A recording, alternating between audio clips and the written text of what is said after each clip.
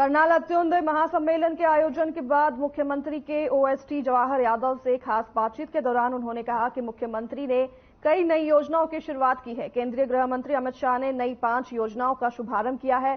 मुख्यमंत्री तीर्थ यात्रा योजना का उद्घाटन किया।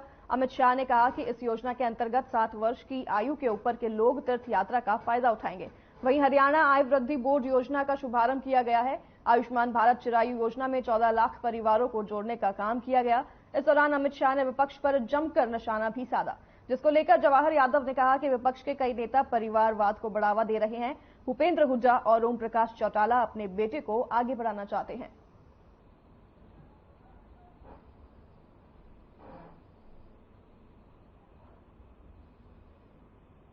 करनाल में आज भारतीय जनता पार्टी की सरकार की तरफ से अंत्योदय महासम्मेलन का जो है आयोजन किया गया था। इस सम्मेलन में केंद्रीय गृह मंत्री अमित शाह ने शिरकत की है। सम्मेलन को एक तरह से हरियाणा में लोकसभा चुनाव की तैयारियों की जो है शुरुआत माना जा रहा है। इसी पर बातचीत करने के लिए हमारे साथ हरियाणा के मुख्यमंत्री मनोहर लाल के ओएसडी जवाहर यादव से बात करते हैं। सर, आज जिस तरीके से केंद्रीय गृह मंत्री अमित शाह की जो एक जो बयानबाजी थी, जिस तरह कांग्रेस को एक निशाने पर रखा, क्या माने कि आज से एक विधिवत जो है शुरुआत होगी, कार्यकर्ताओं को एक संदेश दे दिया गया है? देखिए, ये चुनावी एजेंडा नहीं था, ये तो हरियाणा के गरीब कल्याण को समर्पित कार्यक्रम था। इसलिए मुख्यमंत्री मनोहर लाल जी ने अनेकों 5 नई घोषणाओं की योजना की। जिनको 2750 रुपए पेंशन के रूप में मिलते थे वो 3000 कर दिए। हुड्डा साहब अपने 10 साल के कार्यकाल में केवल 700 रुपए बढ़ा पाए थे, मुख्यमंत्री मनोहर लाल जी ने 2000 रुपए बढ़ाए। ऐसे ही जो परिवार जिनकी इनकम 1 लाख से कम है उनको 1000 किलोमीटर तक मुफ्त यात्रा का दिया। वो धार्मिक यात्राओं पे जा सकते हैं। उनको दूध उत्पादन के साथ कोई रोजगार जोड़ना, वो सब करने की बात है। जहां तक राजनीति की बात है, भारतीय जनता पार्टी का कार्यकर्ता 365 दिन चुनावी मोड में रहता है। वो लोगों के बीच जाके काम करता है। और हुड्डा साहब के लिए तो माननीय मुख्यमंत्री जी ने सीधा स्पष्ट कहा कि, और चौटाला साहब के लिए, कि ये वो सरकारें थी जो लूटती भी थी और कूटती भी थी। अमित शाह जी ने सीधा सीधा कहा कि ये जीजाजी को समर्पित सरकार थी। किसानों को डराना धमकाना, उनको सेक्शन 4(6) के नोटिस देना, उनको बेचारे घबरा जाते थे। पूंजीपतियों को अपना जमीन औने पौने रेट पे बेच देते थे, फिर वो सेक्शन 4(6) हट जाते थे। रिलायंस के लिए जमीन 25,000 एकड़ अगर किसानों से छीनने का काम किया तो वो भूपेंद्र सिंह हुड्डा जी ने किया। आरोप हम पे लगाते हैं।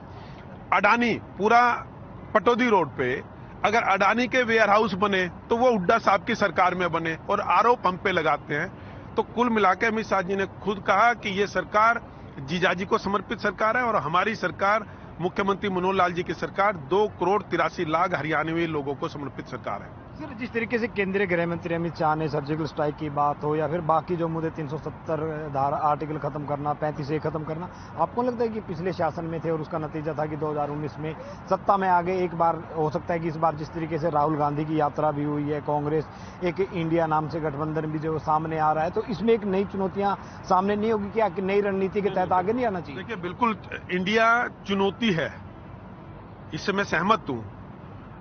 अखिलेश यादव ने कहा इस कांग्रेस को हम बताएंगे, इसने मध्य प्रदेश में हमें सीटें नहीं दी, तो वास्तव में चुनौती है।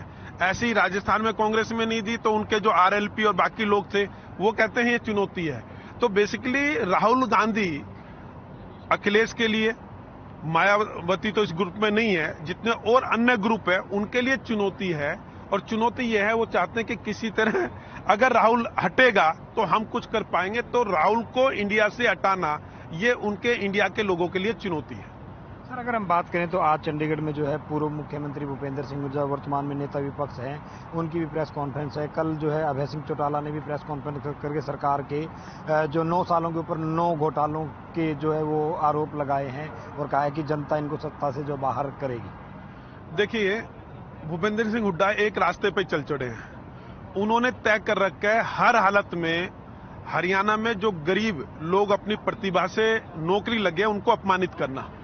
वो एक मानसिकता है। हुड्डा एक मानसिकता है। हुड्डा केवल हुड्डा नहीं है, हुड्डा एक मानसिकता है कि हरियाणा के दबे कुचले गरीबों को धमकाना और डराना।